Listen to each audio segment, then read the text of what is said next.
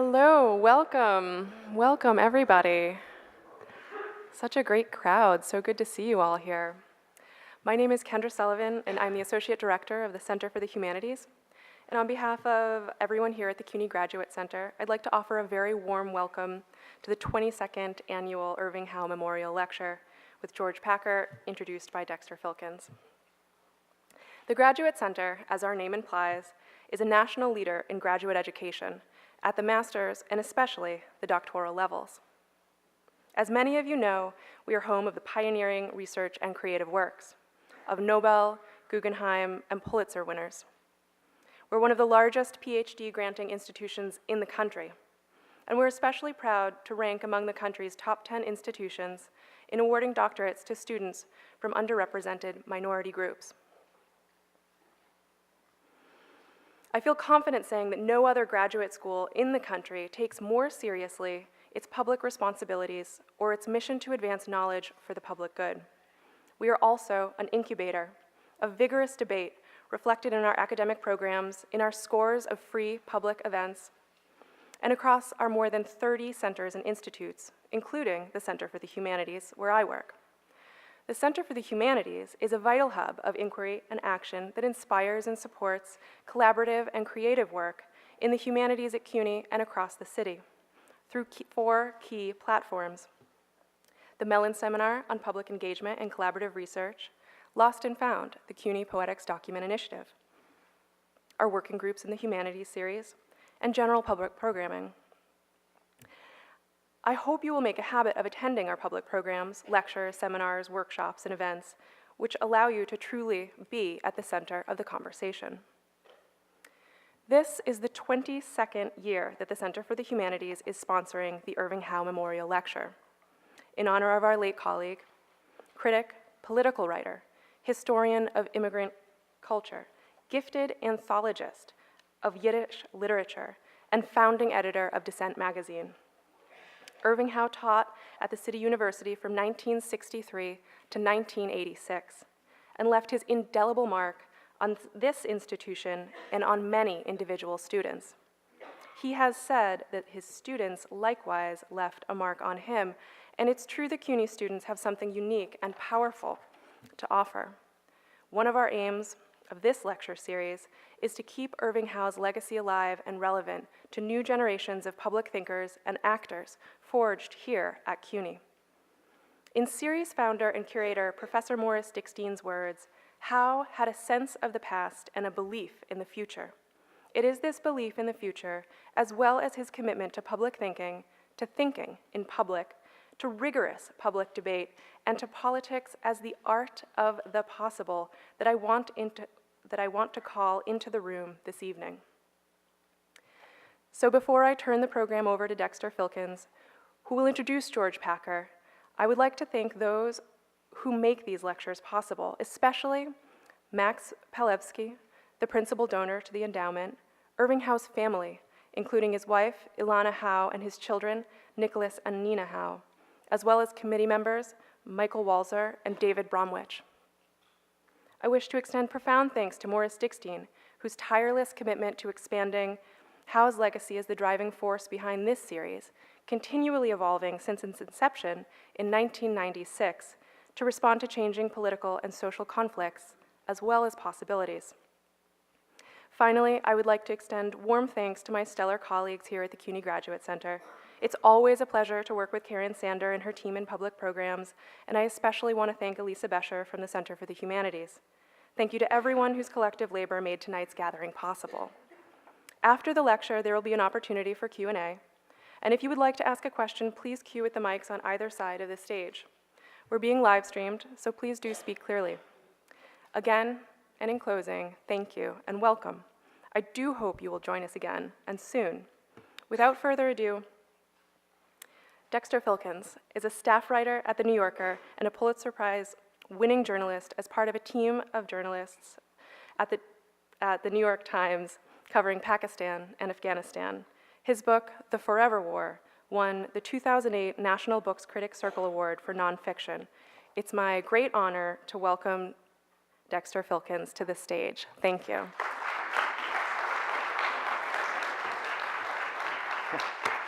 I, you know, as George's good friend, I feel like it's my duty to lower the bar as much as possible for him. So please keep that in mind. You know, George doesn't even need an introduction. You're all familiar with how remarkable he is and his work and his writing. And so I thought what I would do is tell a story about him. In early September 2008, I got an email from George. I was in Baghdad, and George and I had actually met in Baghdad at the beginning of the war. And Baghdad may not seem like a auspicious place for a friendship to begin, but it did. And of course, George spent many, many months in Iraq and went on to write a remarkable and incredible book called The Assassin's Gate, which was a finalist for the Pulitzer Prize. He moved on, and the email that I got from him was from Columbus, Ohio, and he told me that he was there and he was trying to figure out what had happened to the working class in Ohio, and that he'd spent the day with a woman named Barbie Snodgrass, who was a overworked, overweight, disillusioned. She worked night and day. If I remember correctly, she spent mornings answering the phone in a medical clinic, and at nights she cleaned an office. And I think George said something remarkable to me in the email, which I've never forgotten. And he said, you know, I'm out here driving around Ohio, and he said there are neighborhoods here and people here that are more foreign to me than anything I saw in all my time in Baghdad.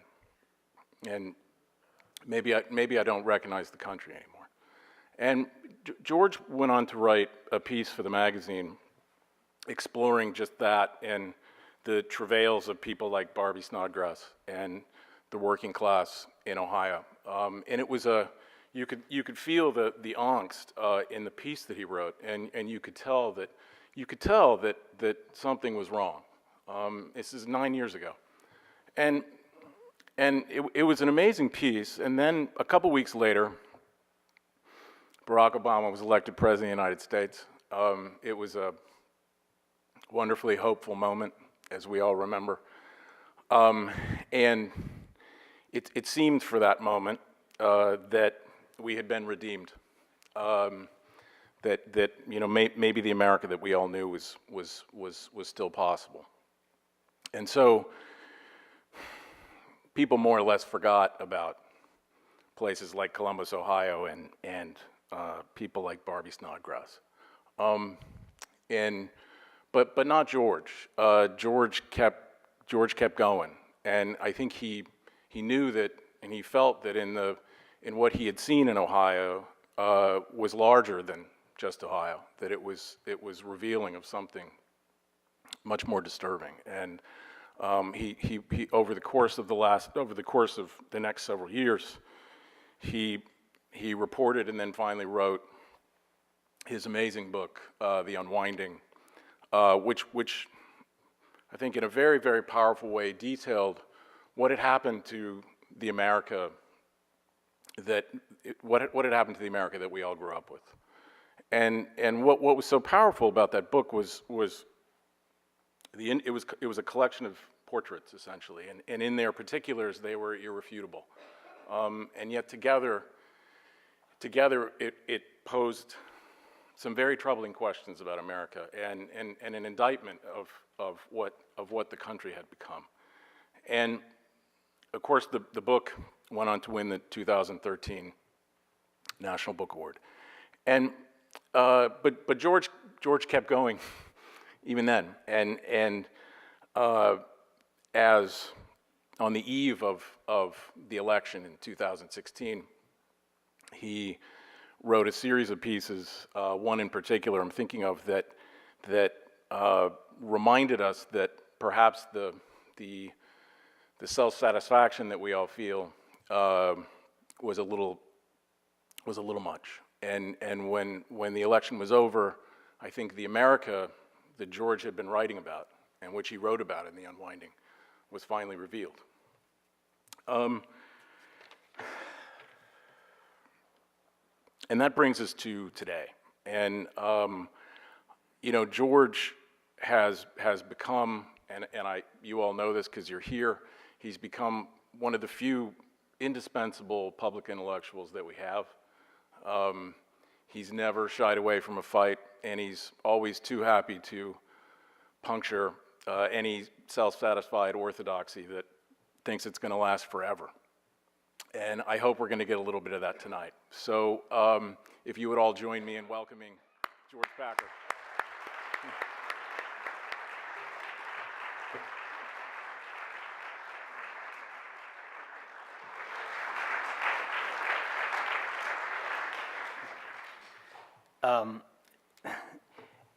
Dexter is the premier foreign correspondent of my generation, and you wouldn't know it because he doesn't present himself as such, which is one of the many things I love about him. Thank you, Dex, and thank you, Morris, and Kendra and Cooney for this honor. It's routine to say it's an honor to be here, even if it isn't true. Sometimes, though, it really is an honor. I never had a mentor, but the person who came closest to that dubious distinction was Irving Howe. When I was 24, just back from almost 2 years in the Peace Corps and working on a construction crew in Boston, I sent him an essay about the African country where I'd been living. Would he consider publishing it in Dissent magazine? I had never met him or even read enough of him to know how intimidated I should have been. Imagine Bernie Sanders, but brilliant, witty, and carrying the weight of the 20th century on his shoulders. For me, though, at that time, Irving, or my notion of Irving, was a little reminiscent of my father, who died when I was very young.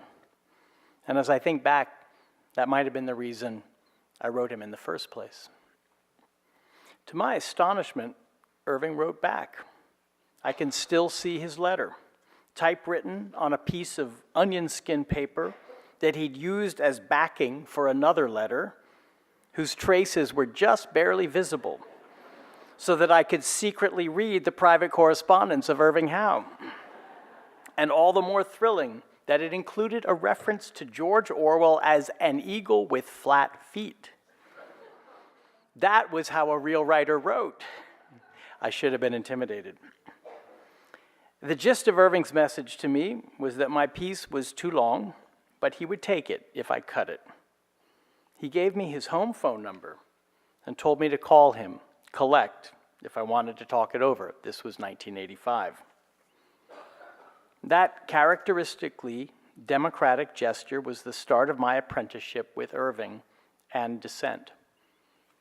The former ended much too soon with his death in 1993. The latter, I'm glad to say, is still with us today.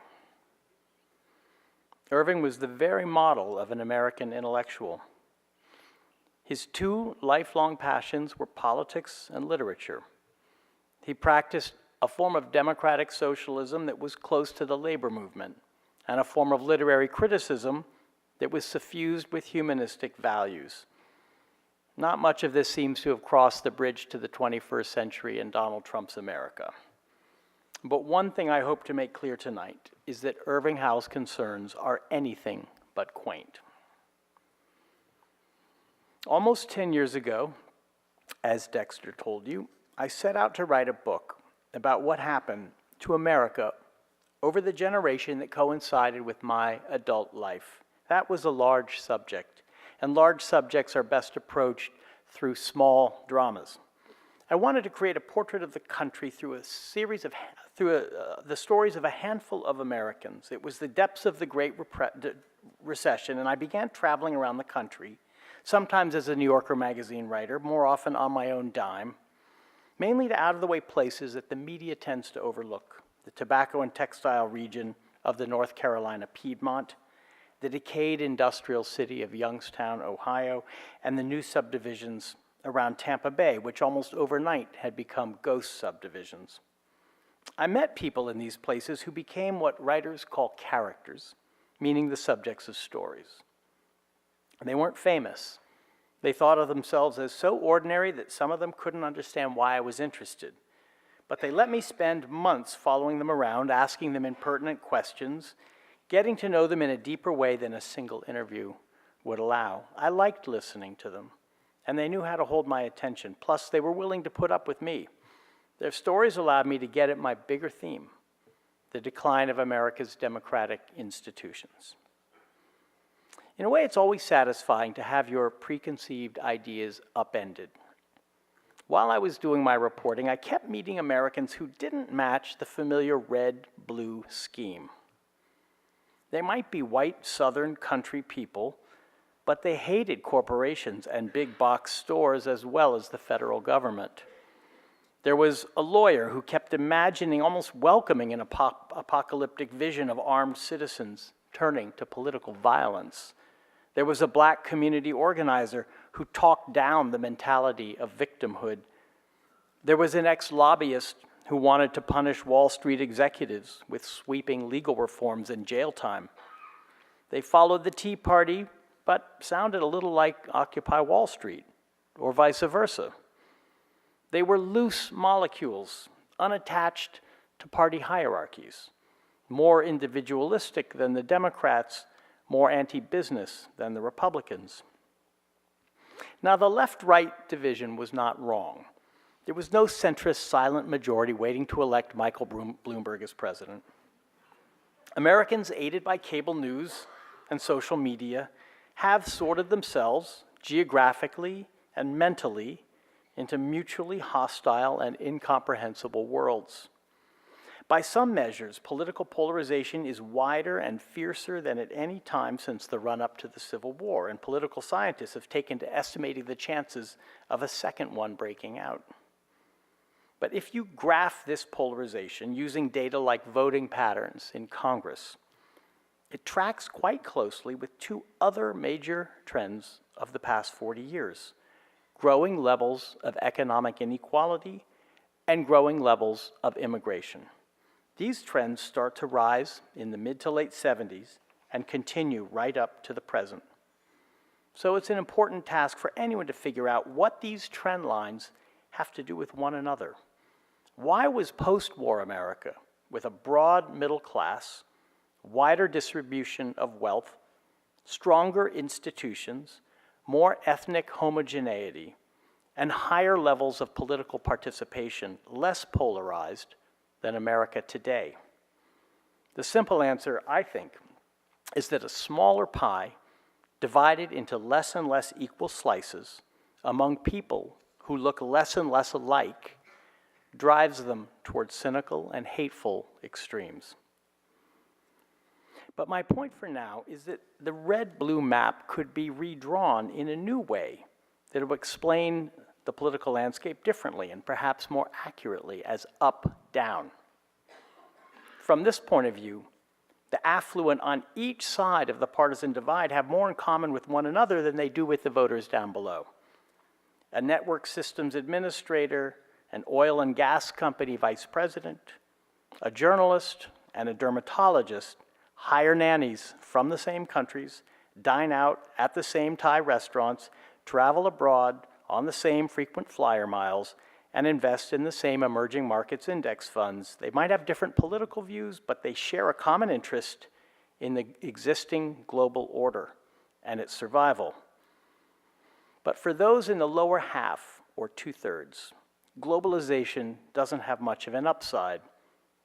It might lower prices at Walmart, but it will give their job to a robot or a foreigner, or eliminate it altogether.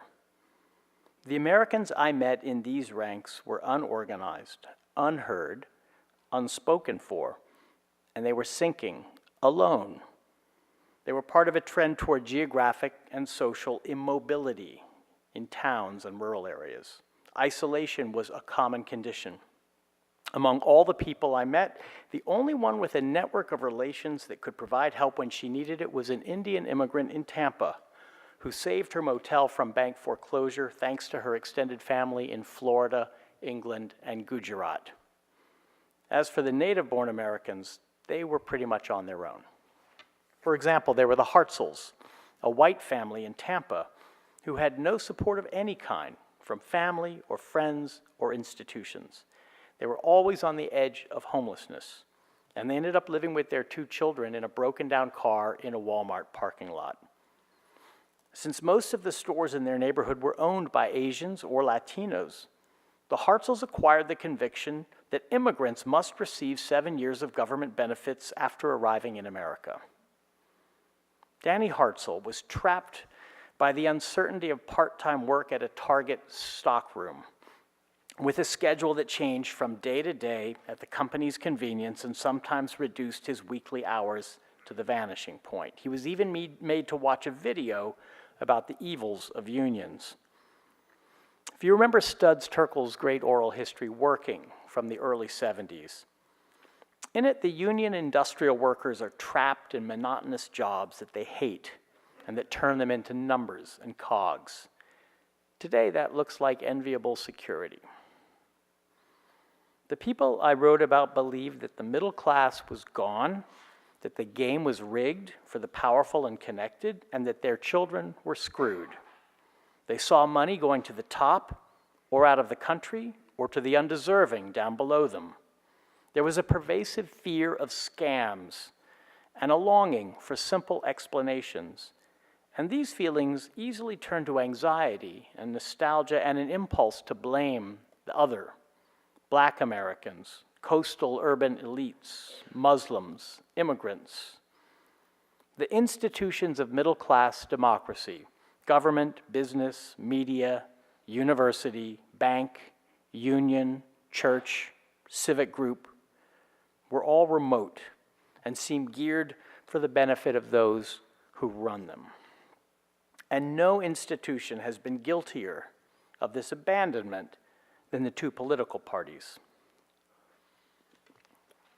For most of the 20th century, the Democrats were the party of the fair shake, and the Republicans the party of getting ahead, workers' interests, business interests. And these identities persisted until the early 70s, and then 2 big changes came, and I'm really oversimplifying here. After the debacle of the '68 convention in Chicago, the Democratic Party reformed itself, shrinking the power of unions and urban machines and increasing the power of younger activists who were more concerned with issues like the rights of disenfranchised groups, militarism, government corruption, and the environment. These activists, many of them educated professionals, eventually took over the party, and one of them, Bill Clinton, became president. In the 90s, the Democrats embraced globalization as the way of the future and education as the key to success. It sounds incredible now, but in 2000 at a White House conference on the new economy, Clinton said that the internet would be the greatest engine for reducing poverty in the history of the world. Things didn't quite turn out like that. On the Republican side, also starting in the 70s, the party became an increasingly conservative marriage of business and downscale whites, many of them evangelical Christians. So from being the boring party of Babbitt and conservative order, Republicans were seized with a populist energy. They became a kind of workers' party, but only white workers, and led, strangely enough, by the Koch brothers. For a long time, it seemed like a winning coalition with a powerful ideology, but it was stained by a sort of nihilism that came from the top and sludged downward into the grassroots. It fed on rage and the spectacle of celebrity pop culture. Media demagogues, Limbaugh, Drudge, Breitbart, Coulter, Hannity, came on the scene with all the viciousness of Father Coughlin. Republican politicians were willing to deploy every available weapon: investigation, impeachment, Supreme Court majority, filibuster, government shutdown, conspiracy theories, even implied threats of violence to secure power and destroy their enemies. The most important political development of my adult life has been this descending nihilism on the right. In the fall of 2008, As Dexter mentioned, I was reporting on the election, and in a little town called Gloucester, Ohio, in Appalachia, I sat down with a group of women who were excited by politics for the first time in their lives. The reason was named Sarah Palin. She'd fit right in with us, they said. Something new had happened in Republican politics. Populism was taking over. Being a Wasilla Walmart mom had become a qualification for high office. For some of them, the main qualification. Palin's campaign appearances turned working-class whiteness into identity politics. She strutted on stage to the beat of Gretchen Wilson's Redneck Woman. She even had a pregnant, unwed teenage daughter. So in her proud ignorance, her contempt for institutions, her infatuation with her own celebrity, and her unrestrained narcissism, Palin was John the Baptist for Donald Trump. By 2016, neither party could claim any vital connection to its own rank and file. The Democrats had a charismatic president who led a hollow organization. The Republicans were about to undergo a hostile takeover from within. One party was dying of muscular dystrophy, the other of brain fever. What happened to our institutions? To be simple about it, they stopped meeting the aspirations of those at the bottom, while those at the top stopped believing in interests larger than their own. We cannot live without elites, for better or worse, but elites with no sense of responsibility are the worst-case scenario. They didn't used to be better people. Human nature does not change, but they were held in check by certain taboos, social constraints. Today, elites and institutions have largely been replaced by celebrities. Celebrities dominate ordinary people's lives like household gods. Each of us gets to choose our own. In times of widespread opportunity, the distance between these gods and the mortals closes. The monuments shrink closer to human size. The lives of America's celebrities become gossipy diversions. But they loom larger in times like now, when inequality is high, trust in institutions is low, and the normal paths of upward mobility are blocked. Extreme celebrity worship speaks of a weakening of ordinary people's faith in self-government. To me, it's a symptom of democratic decay. Our celebrities all live by the hacker's code: ask forgiveness, not permission. They obliterate old distinctions between high and low culture, profit-making and philanthropy, business and politics, leading to the phenomenon of being famous for being famous. The inevitable next step is for Kim Kardashian to sit on the board of a tech startup, host a global poverty awareness event, and write a book on popular neuroscience. Or for Donald Trump to be elected president. Given the landscape I've described, it should not have come as a complete surprise when millions of Americans were suddenly drawn to a crass strongman who tossed out fraudulent promises and gave institutions and elites the middle finger.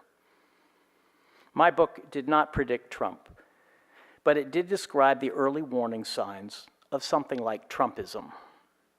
The fact that so many informed, sophisticated Americans not only failed to see him coming, but kept writing him off throughout the campaign and in a sense still regard him as a ludicrous aberration is itself a sign of a democracy in which the center doesn't hold.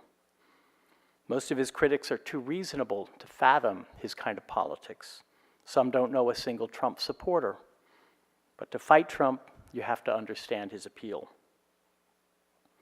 During the campaign, I interviewed a steelworker outside Canton, Ohio. He was on a picket line as a result of a lockout, facing months without a paycheck, possibly losing his job. And he talked, as I'd heard from others, about the end of the middle class. He struck me as a decent, thoughtful man, but he found Trump's endless insults refreshing, even exhilarating. The ugliness was a kind of revenge, he said. It's a mirror of the way they see us. He didn't specify who they and us were, but maybe he didn't have to. Maybe he included me among the they. Maybe he believed, he was too respectful to say it, that people like me didn't give a shit about people like him. Maybe he didn't care that Trump's friend and advisor, Carl Icahn, was responsible for the loss of hundreds of union factory jobs in Canton resulting from leveraged buyouts. What mattered was that Trump spoke for him. "I am your voice," Trump declared at the Republican convention. Democrats scoffed, but it was powerful stuff. The lower Trump's language and behavior sank, and the more he was vilified by the media and other elites, the more he was celebrated by his tribe. Trump was the leader, and the leader can do no wrong. During the election, we learned that lots of Republicans voters are not constitutional originalists, members of the Federalist Society, or devout readers of the Wall Street Journal op-ed page. They actually want government to do more things that benefit them, as opposed to the undeserving. Party leaders should have anticipated Trump's rise. After all, he was created in their laboratory of populism before he broke free and began to smash everything in sight. Trump showed that the Republican Party hasn't been truly conservative or truly Christian for many years. Its most energized elements are not trying to restore civility or institute virtue. They're driven by a sense of violent opposition against changes in color and culture that appear to be sweeping away the country they once knew, against globalization, which turns out to be a political program as revolutionary and threatening as the politics of the Jacobins and the anarchists once were. This didn't happen in isolation. The populist impulse that brought Trump to power has taken hold throughout Europe and the rest of the democratic world, from Spain and Britain to Sweden and Poland, from Germany's Alternative for Deutschland to India's BJP, from Hungary's Orban to Turkey's Erdogan.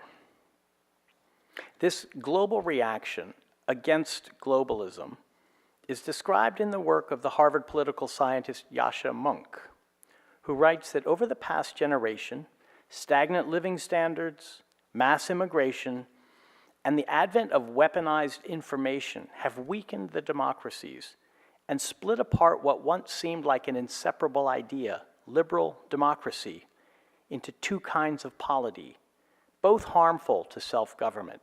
On one hand, undemocratic liberalism, such as the European Union or international trade agreements, which protect individual rights but are unresponsive to the popular will.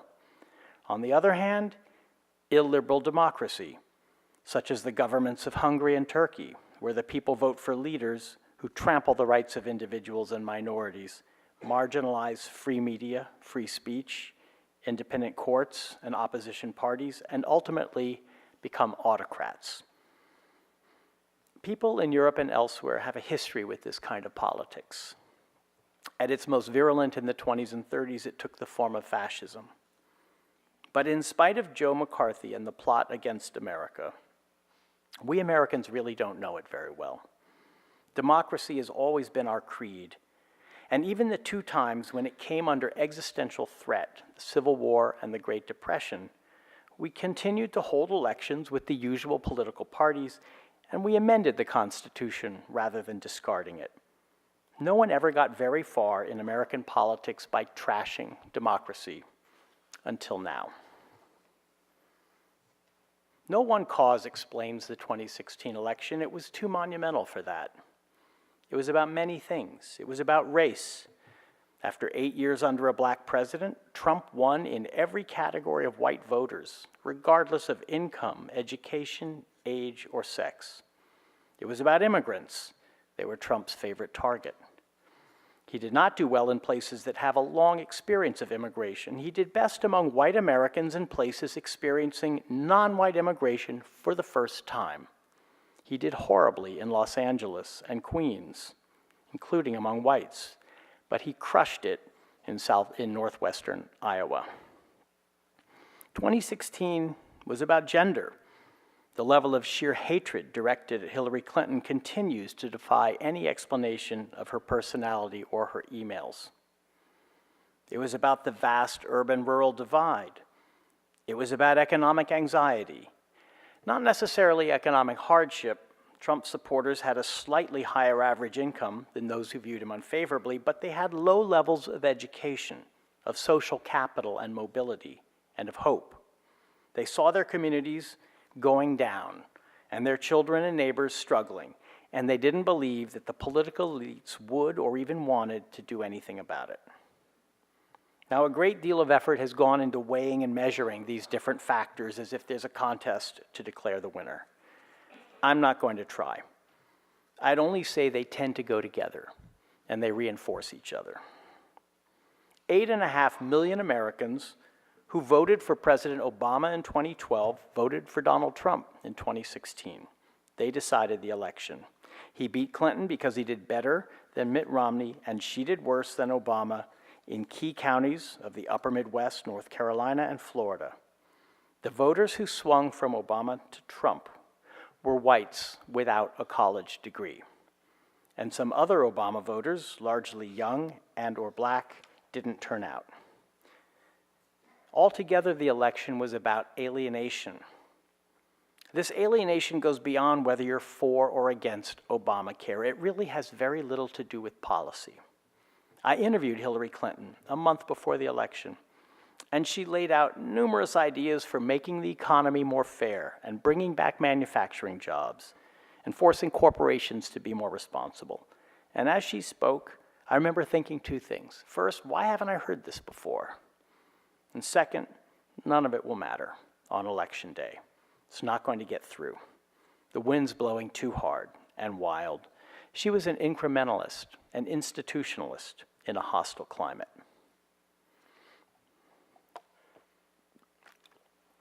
In 1945, Orwell described nationalism as the habit of identifying oneself with a single nation or other unit, placing it beyond good and evil, and recognizing no other duty than that of advancing its interests.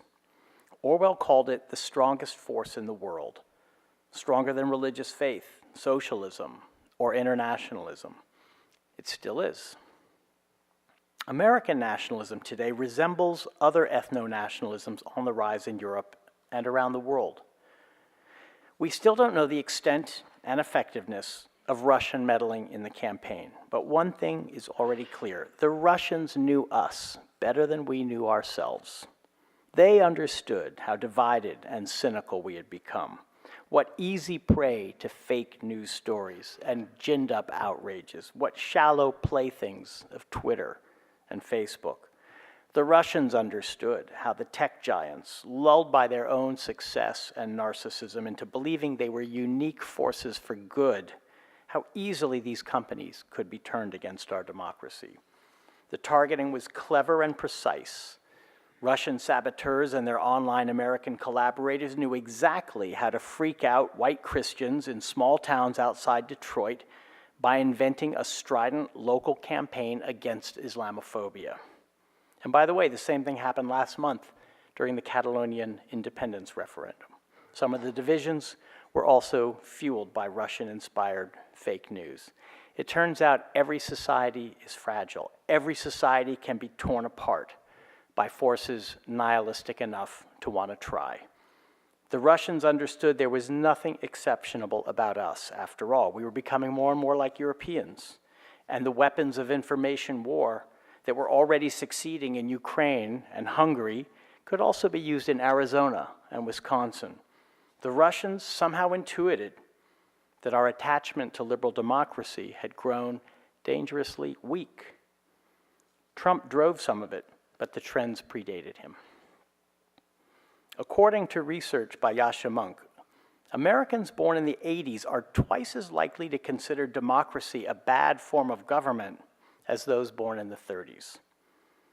Less than a third of millennials consider it essential to live in a democracy. And all age groups today are more in favor of rule by a strongman than they were 20 years ago. Our attachment to liberal values is weakening along with our belief in democracy. Research shows that many Americans are ready to get rid of various freedoms. 3/4 don't think that fake news should be protected by the First Amendment. Almost half of Republicans think the government should be able to revoke a broadcast license if it claims a story is false. 40% of millennials believe the government should ban statements that are offensive to minority groups. Half of Democrats think government should pass a law requiring Americans to use the preferred pronoun of transgender people. And more than half of Republicans believe that burning the flag should cost you your citizenship. Finally, 40% of all Americans don't think religious freedom should apply to all religious groups.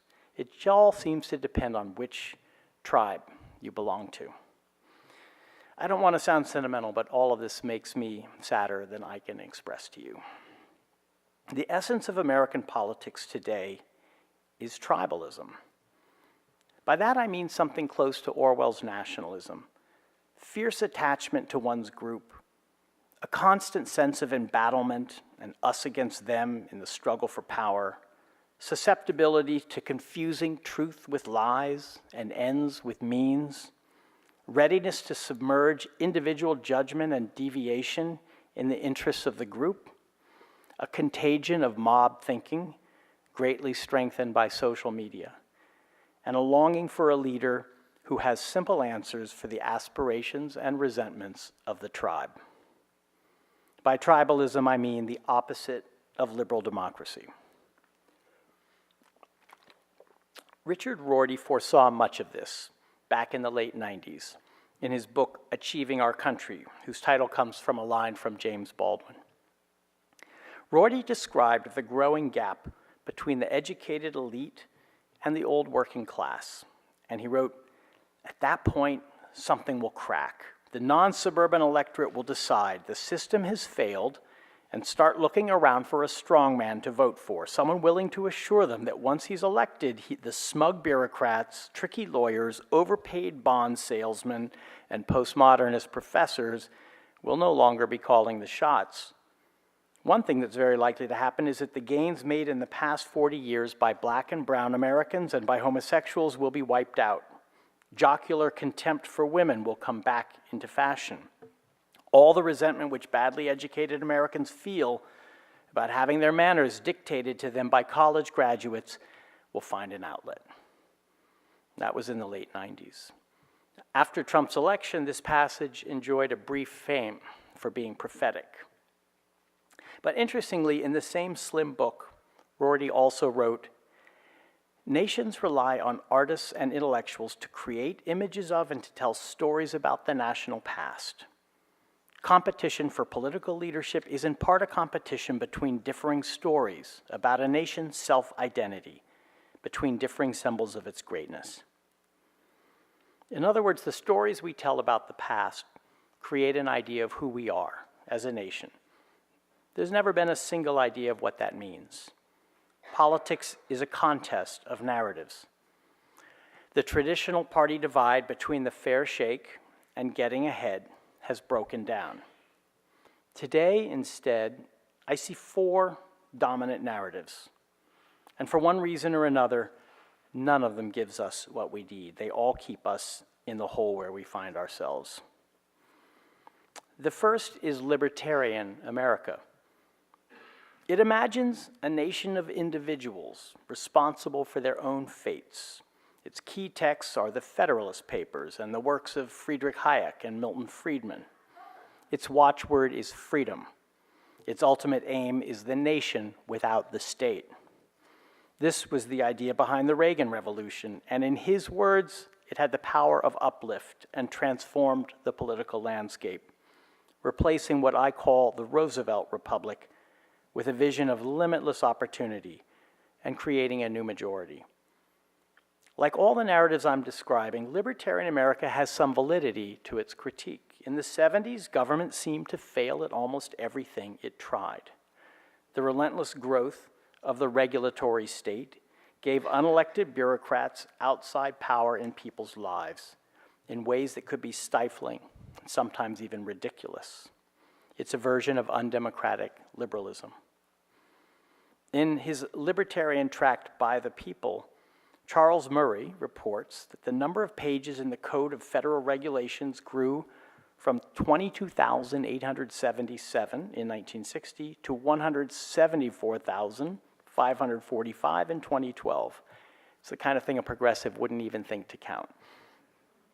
In Murray's narrative of American history, everything started to go off the rails in 1937 when the Supreme Court upheld the New Deal for the first time. According to Murray, just about everything the federal government has done since then is unconstitutional. His golden age was the presidency of Grover Cleveland. In the past few decades, libertarian America turned into the ideology of the Republican Party, a dogma of market fundamentalism that transferred wealth and power to corporations and to a tiny slice of individuals at the top who were well organized and willing to pay for political influence. The libertarian narrative has little to say about inequality or the effects of technology and globalization on ordinary Americans who don't benefit from them. And in its extreme form, it's adopted a nihilistic attitude toward the normal functions of government, a willingness to see the whole structure collapse on the single-minded path to gaining power, which is an end in itself. And this extremism has found its way into the very heart of power in Washington. But in American history, beginning with the founding of the Republic, the settling of the West, the end of slavery, the taming of industrialism, the struggle against economic collapse, fascism, and communism, the national transportation system, the fight for equal rights, the space program, environmentalism, even the digital revolution. All of these great national projects depended on the existence of a strong central government, visionary leaders, and active citizens. But the libertarian idea regards Americans as consumers, entrepreneurs, taxpayers, everything except citizens. It has no vision of self-government as the answer to people's actual needs, and this is why Paul Ryan is willing to let Donald Trump trash our democracy for the sake of tax cuts for investors and corporations. Since the election, libertarian America remains alive as a class of Republican politicians and donors that continue to function in Washington with no connection to the party's base. It's a head without a body. The second narrative is cosmopolitan America. This is Silicon Valley's America, in which you have to be a lifelong learner and work for the startup of you. And the transnational flow of goods and capital, information and people benefits everyone. I imagine many people in this room are citizens of cosmopolitan America. It's the home without a home of educated professionals who, more than any other group, are at ease in the world that modernity has made. And for many of us, the surface of life has gotten a lot more pleasant and interesting in the last decade or two. Think of HBO, Lipitor, FedEx, E-Trade, Mileage Plus Platinum, organic grass-fed beef, cold brewed coffee, Amazon Prime. I'm guilty. Cosmopolitan America comes with a breezy ideology of flattening out hierarchies, disrupting systems, discarding old elites. You find this strain of thought in all the important sectors. Think of the writer and reader in the age of Amazon's self-publishing platform, with Jeff Bezos promising the end of all gatekeepers. Think of the professional reporter in the age of the citizen journalist on Twitter and Reddit. But across sectors, the result is always the same. When you tear down old structures and empower these individuals, wealth and power become concentrated in the hands of fewer people. In a way, cosmopolitan America is the progressive counterpart to libertarian America. Now, cosmopolitan Americans are right to say that those old jobs are not coming back, that a college education is the key to success, that it's better to be open and tolerant than narrow and parochial. But in its optimism about technology and the future, it's missed something important about human nature and history. In 2004, the political scientist Samuel Huntington published his last book, Who Are We? It was a troubling book because it presented American democracy as a product of European, specifically Anglo-Protestant culture. Like warnings 100 years ago about Southern and Eastern European immigration, it argued that certain immigrants, especially Latin American Catholics, are not natural fits for America's national identity. Huntington's argument had a streak of racism that you couldn't miss. He expressed anxiety about the weakening of national bonds in contemporary America. He wanted a country of patriots who shared the same American culture and loved their country and were willing to fight for it. Now, in my own magazine, The New Yorker, this book was roundly mocked by a reviewer who wrote, "If the world is becoming more porous, more transnational, more tuned to the same economic, social, and informational frequency, if the globe is more global, which means more Americanized, then the need for national cultural homogeneity is lesser, not greater. The stronger societies will be the more cosmopolitan ones." Now, how do things look a decade later? Whatever you think of Huntington, he had a clearer view of the forces shaping the near future than his critic, whose review is like a time capsule from a period when progressives thought that globalization was making national identities obsolete. The blind spot of cosmopolitan Americans is that they always underestimate ordinary people's attachment to country because they've lost it in themselves. As a result, they often fail to see the direction politics is likely to take. Nationalism can be turned to positive or negative uses, but it's a force that never completely disappears. In the last few years, we should have learned at least that. The third narrative of national identity is diverse America. It sees Americans as members of groups whose status is determined by the story of oppression, past and present. This is where most of the energy on the left is today. During the later Obama years, diverse America came as a necessary corrective to the naive illusion that equal rights was a settled matter in this country. As a struggle to give all Americans a place at the table based on human rights and universal values, the narrative of diverse America is a force for immense good. But in our moment, it's turned into a dogma, one that dominates cultural institutions like schools and universities, foundations, the arts, and media. It rejects universal language and values and has become an end in itself. But even the just cause of inclusion is a dead end if we can't answer, included in what? What is the vision of national identity that is the sum of all these parts? The narrative of diverse America is fostered in schools from a very young age. I see it in my son's public elementary school education here in New York, where he's learning about all sorts of cultures from African and Chinese to Mayan and Native American, but he hasn't been taught the origin story of his own American republic. Now, there are many wonderful things about his school, including that the kids would have little sympathy for a recent New York Times op-ed in which the writer told of warning his young son that he cannot be friends with white children. My children do know something about the origin story. It's from listening to Hamilton. And they're obsessed with it. They could tell you all about the fight over the National Bank. The greatness of Hamilton is not just the music and language, but also its vision of inclusion that affirms the common American identity of its characters, its performers, and its audience. But Hamilton is not a replacement for civics class, which no longer exists. Diverse America has replaced civics with a warning to school children to check their privilege, literally showing them a list of boxes in which to check off their various culpable memberships.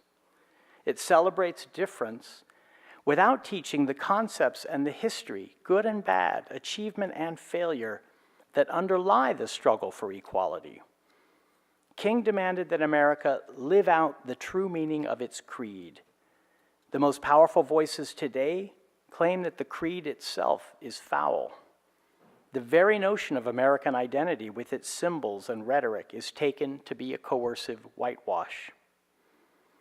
The narrative of diverse America gets codified in universities, particularly elite ones, where students receive their first and most decisive instruction from diversity officers. On many campuses, this is the true and only core curriculum. I understand the value, but I also understand the side effects. It can become a weapon against the open exchange of ideas and free speech, which Brown University now defines in part as speech that makes all groups feel included. The focus lately has been on controversial and sometimes hateful speech on campus, and the effort, sometimes violent, to shut it down. But I'm actually less concerned by the tired ritual of attention-seeking charlatans and the mobs that confront them than I am by the subtle, daily, intellectual chill in college classrooms, the fear that keeps students of goodwill from participating in discussions that could land them on social media or in the campus paper. This chill is real enough that my professor friends will talk about it only if I tell them they're off the record. And it's really unfair to the students.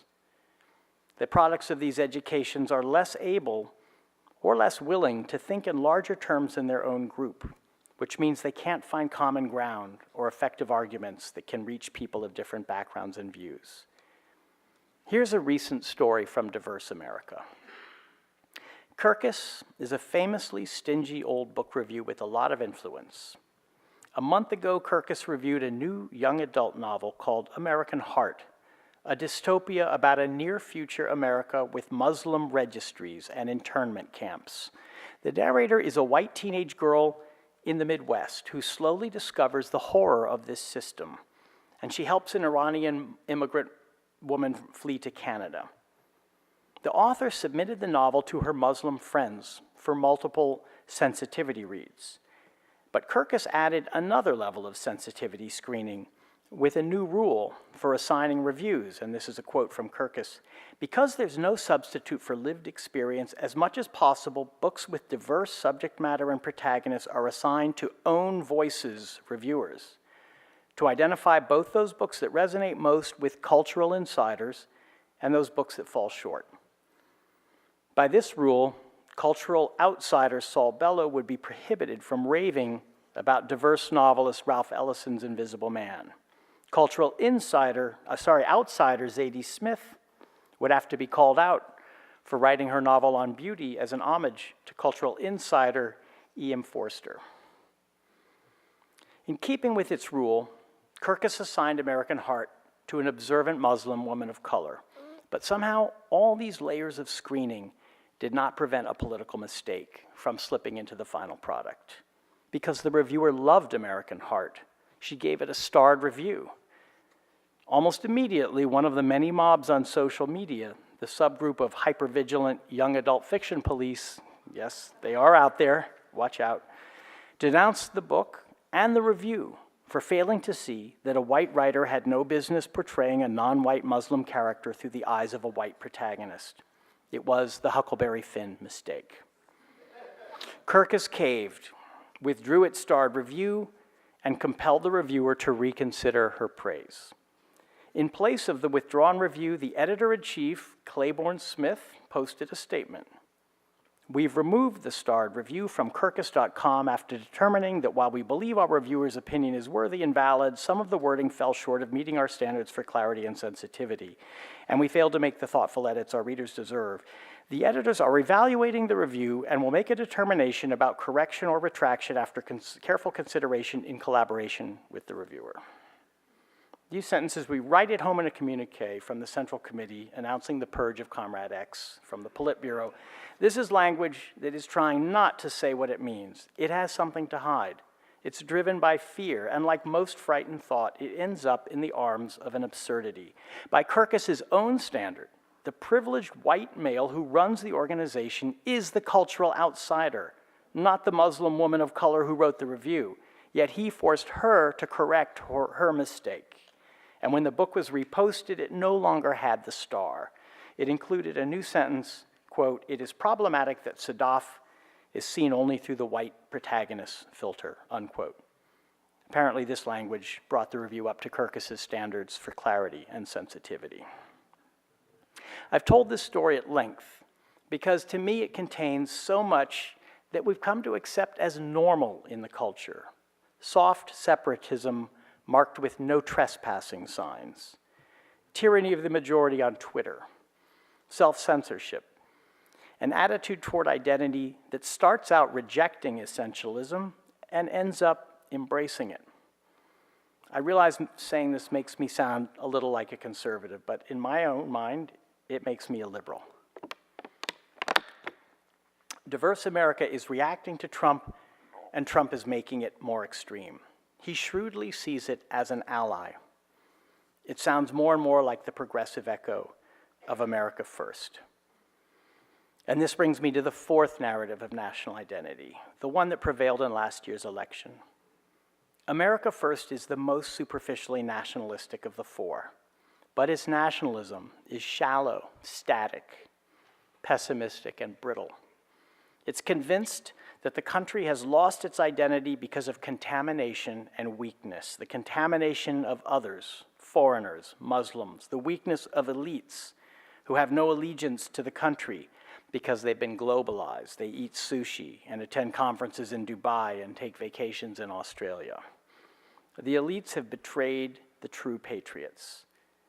This nationalism is not based on the ideas in the Declaration of Independence, the Bill of Rights, and the Emancipation Proclamation, but in the blood and soil of the heartland. That's where the real America is found, among the common people, the white Christian inhabitants of the towns and farms. Now, one thing to notice about America First is that it actually sounds European. In July, Trump gave a speech before a rapturous crowd in Warsaw, in which he named the two enemies of Western civilization, radical Islamic terrorists and government bureaucrats. Americans, Poles, and the nations of Europe value individual freedom and sovereignty, Trump declared. We must work together to confront forces, whether they come from inside or out, from the South or the East, that threaten over time to undermine these values and to erase the bonds of culture, faith, and tradition that make us who we are. He led the Polish crowd in a chant of, "We want God," which meant the Christian God. I picture Trump in a white uniform with a red sash and gold braiding. He sounded more like a fascist wannabe than like James Monroe. Culture, faith, and tradition, not self-government, not democracy. His rhetoric is not in the conservative American grain, it's reactionary. This is actually the meaning of Make America Great Again. Though the phrase invokes nostalgia for the imagined past, it has nothing to do with the past. It's a radical call to sweep away the established order. And in this sense, it has something in common with its arch enemy, political Islamism, which is also obsessed with conspiracies, treacherous elites, purification, and an imaginary golden age. It's built on the myth of the people, the true folk, or better yet, the Volk, who do the work, fight the wars, and are betrayed and forgotten by the decadent rulers in the imperial center. This narrative always comes with an autocratic character. It personalizes power, routinizes corruption, and destabilizes the very idea of objective truth. It's the greatest threat to American democracy in our lifetime. I realize there are other ways to discuss the question of American identity today, but these are the narratives that strike me as strongest. Most Americans, without thinking about it much, subscribe to one or another. In Yascha Monk's terms, two of them, libertarian and cosmopolitan America, are liberal but undemocratic. The Koch brothers support various kinds of freedom, but they do it by drowning politics in money in order to control or thwart the voice of the people.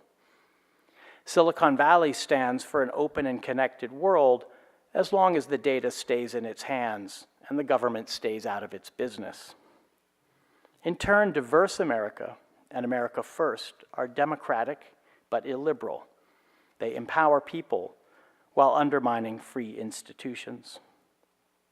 Another thing to notice is that all four narratives create winners and losers. In libertarian America, the winners are the makers, and the losers are the takers. Mitt Romney's 47%. In cosmopolitan America, the winners are the meritocrats, and the losers are the poorly educated, so loved by Trump. In diverse America, groups fight for their claims against the claims of others, including the claims of the soon-to-be majority group. And in America First, it's the true people against the elites and the aliens. Each narrative pits tribe against tribe.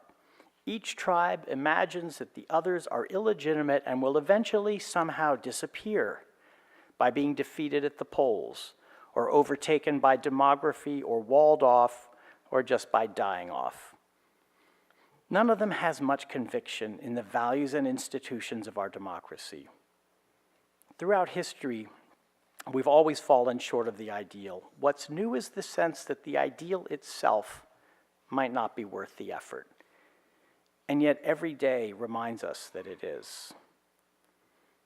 I would like to leave you with another narrative, but I don't have one. Not yet anyway, and if you do, please let me know after the talk. What I have is a bunch of worries and an aspiration. By now you know the worries, so here is the aspiration. First, let's recognize that you cannot avoid the struggle to define national identity. If you do, you'll abandon the field to the ugliest version, because no matter how many people are on Facebook, most of us will continue to feel attached to our country just as we will to our family. So instead of wishing national identity away, we should define it in the most humane and inclusive terms possible, terms that get away from tribalism. The most inclusive category I know is that of citizen. That category can be hollow for Americans who are shut out because of who they are, or where they live, or how much they make. Removing those barriers, and again, is an essential act of citizenship. Another act is to return to teaching civics, which has been squeezed out by progressive education on the one hand and the soulless utilitarianism of testing on the other. By civics, I don't just mean what's in the Constitution and how a bill becomes a law, although it would be nice if more than a quarter of Americans could identify the three branches of government, and more than half could name at least one of the rights in the First Amendment. But I mean we should teach our children that democracy requires them to be citizens. By all means, let's teach them the critique of America, but let's also teach them the ideal so that they know in what way we've fallen short and why that matters. Isn't it clear by now that we can't survive without it?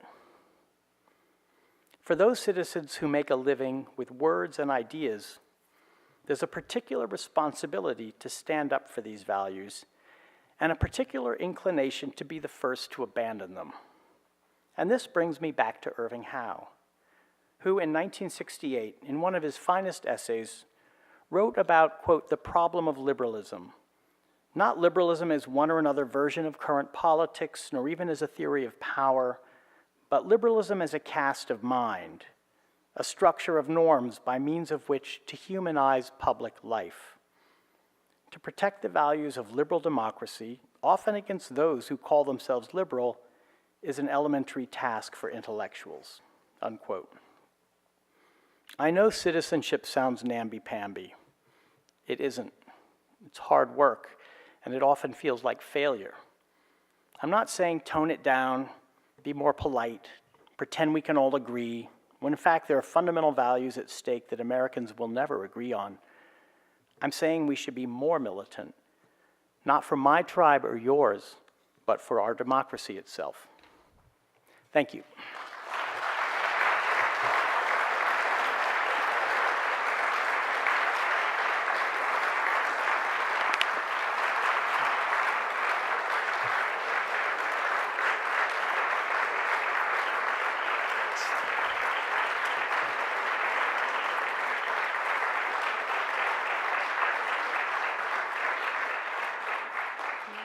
Thank you very much. Now comes the hard part. Yes, so we have two microphones on two aisles. We have about 10 to 15 minutes for Q&A, so if you have a question, please come form a line behind one of these mics.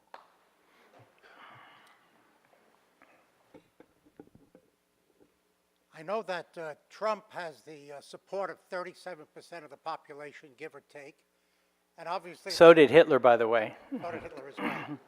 And obviously, they care deeply about him. I guess my question is, does he give a shit about them at all?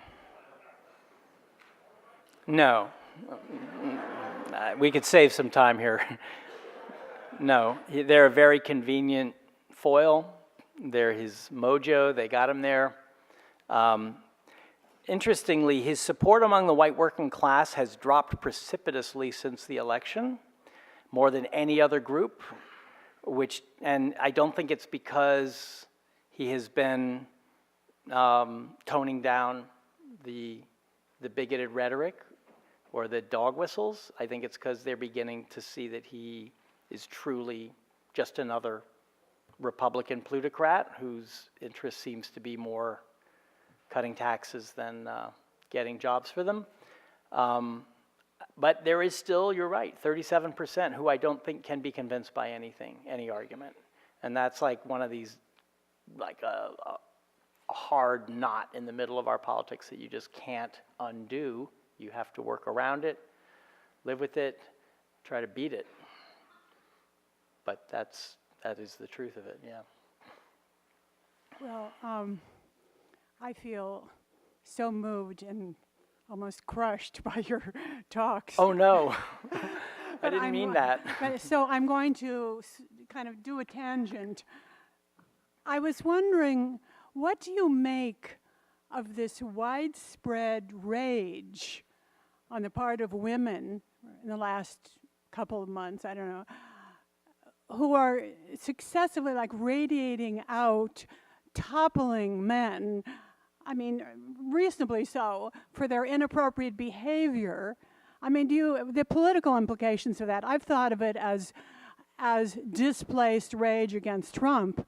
But do you have anything, where does that fit into this? Because it's been so prominent in the discourse. I mean, Al Franken even, my God. I mean, so, yeah.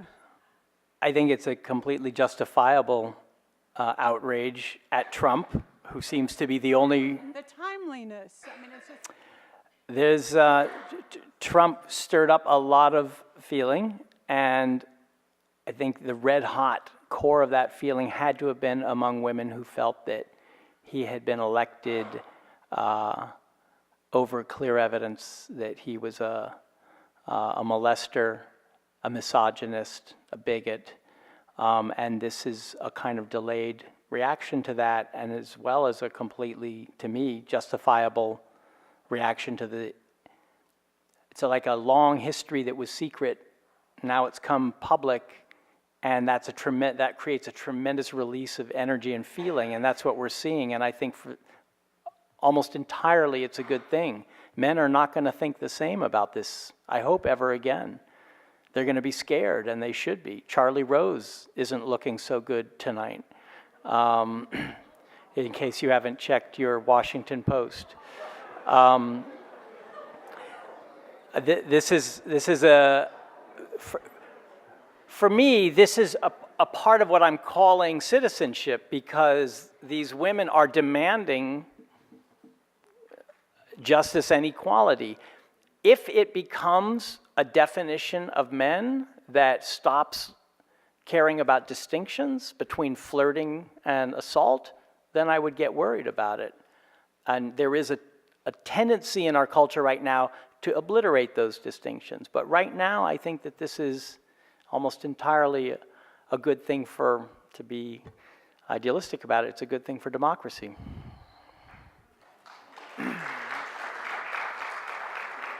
Yes, sir. Yeah. Can you give us some thoughts about specifics, or maybe a little meat on the bones of what it means to be engaged as a citizen now, given the way our politics have become commoditized? I think I'm not alone in that most of the political communications I get from people like Tom Perez or Chuck Schumer wind up asking me to write a check, which is a rather alienating form of political participation. Yeah. What do you have in You don't mind think when they you care talk about being you, a really? I'm sorry? You don't think they care about you? Yeah. No, I know what you mean. This is what I meant by the hollowing out of the Democratic Party. It's become a money-making machine with, for 8 years, an immensely attractive leader figure who kind of didn't seem to be minding the store when 1,000 local and state offices went to the other party. And suddenly, across giant stretches of America, it's just a sea of red. I think that is in the process of being reversed, because if if Democrats, and I'm not going to speak for Democrats, but looking at Democrats in the wake of the 2016 election, if they took anything from it, I think it was a reminder that they have to be active citizens. They can't wait for the party, the leader, the president to make it happen. It begins locally, and what we saw 2 weeks ago across the country was a tremendous upsurge of local participation, and I expect the same thing next year. Now, it's mainly negative. It's mainly driven by revulsion and anger, but hey, I'll take what I can get. Yes, sir. I was wondering what you might react to an encounter I had with an IBMer from Sri Lanka who suggested that our system of history education was lacking. And he suggested that we should have something like the civics thing where we taught what are, quote, American values. And then the rest of the curriculum would be very insightful, checking sources, you know, a critical approach to every branch of history, including American. I think that's a good way to describe it. I mean, I'm not for an uncritical teaching of the glories of, you know, the founding of the American Republic at all. But as a history grad student the other day said to me, we kind of teach the critique without teaching the thing we're critiquing. That she was admitting we kind of start tearing the thing apart before our students even know what it is. And as I said in the talk, I've seen this at the level of elementary school education where, thank God, my son and his friends and peers do not see race the way we were brought up to see it. And they see American history in a much more inclusive way. But when I asked his teacher, are you going to get up to the Constitution when they were teaching essentially the Native American encounter with the Dutch, she said, no, I think this is, you know, this is far enough. Maybe they can do that in middle school, and maybe they will, but in middle school they'll also be taught to check their privilege. I've seen this. There is a kind of willingness to turn the students into members of groups rather than individuals who need to feel confident and empowered no matter who they are. And there's a total vacuum where the reason why it matters that we have failed on race, on sex, and on other things is there in the first place. It's like we already have gotten to the punchline before we got to the ideal. And again, this is not a call for uncritical, it's a call for critical thinking about American history. But American history needs to be taught. And civics sounds like the Pledge of Allegiance, and you know, I'm not for or against that. If teachers want to do that, that's fine with me. What I really care about is that we have an entire, I mean, it's more than one generation by now. It's 2 or 3 generations who don't know anything, who come up as citizens without knowing what the substance of that means. And we see the results. Trump is a result. Are you aware that there's a course for seniors that's required, called Participation in Democracy? I am aware, and I've also read that there are 13 states that have passed laws.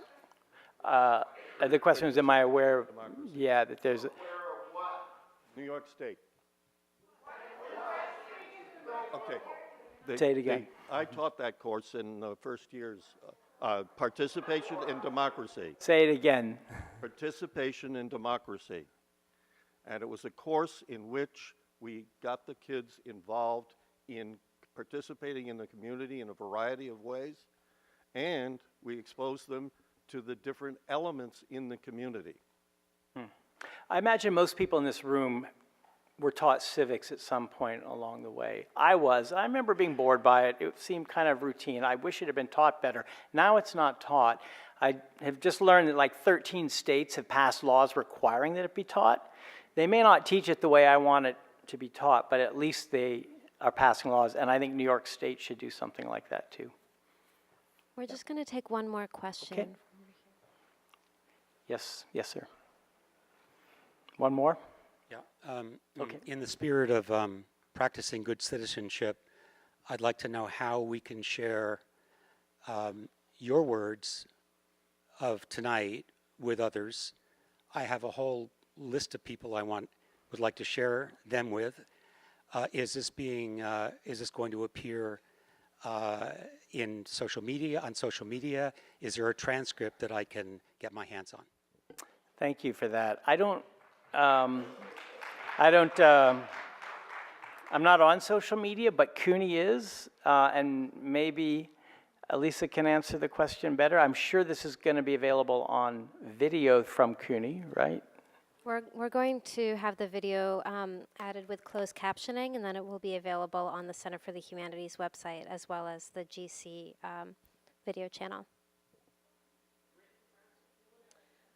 We're going to have the closed captioning as a transcript. If you're interested in getting an actual written transcript, then contact someone in our office, and we'll make that available.